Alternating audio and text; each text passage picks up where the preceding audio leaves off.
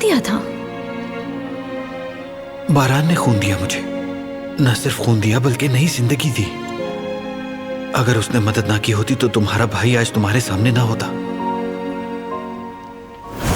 बात सुनो मेरी, ये बात किसी को पता ना चले, समझ गई तुम? और अगर ये बात मैंने किसी से सुनी तो जो खून दिया है वो मैं वापस भी ले सकता हूं। पागल हो जाऊंगी मैं। ये आदमी क्या करना चाहता है? इसने उसकी जान बचाई जिसे ये मारना चाहता था। किस किस्म के आदमी हो तुम बारान कराबे? कोई और बात भी है?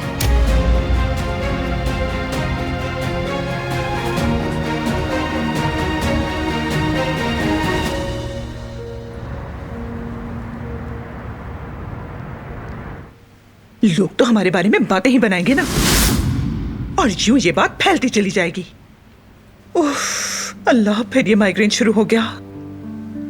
हनीफे, तुमने सोमरूद से बात की? इस बारे में बात मत करें सईद, मुझे पहले ही बहुत गुस्सा आ रहा है। कमरे में बंद कर दिया ताकि अक्ल ठिकाने आ जाए, और खबरदार अगर आपने उसका दरवाजा खोला तो।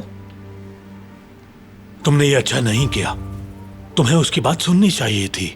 मोहल्ले वालों की सुनकर तुमने अपना फैसला सुना दिया और उनकी बातों में आकर बेटी को सजा दे दी। बिल्कुल सही कह रहे हैं आप, क्योंकि मैं नहीं चाहती कि ऐसा दोबारा हो और लोग हमारी बेटी के बारे में बातें बनाते फिरे। अल्लाह इसे हिदायत दे। तुमने गलत किया है।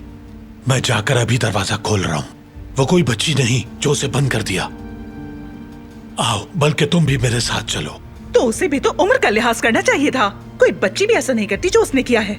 मुझे अपनी बेटी पर पूरा भरोसा है नहीं वे। लेकिन मुझे नहीं है सईद। आप करिए भरोसा उस पर। मैं माँ हूँ उसकी, जिस तरह चाहूंगी सजा दूंगी। कोई दखल नहीं देगा। जब तक होश ठिकाने ना आ जाए वो वहीं रहेगी।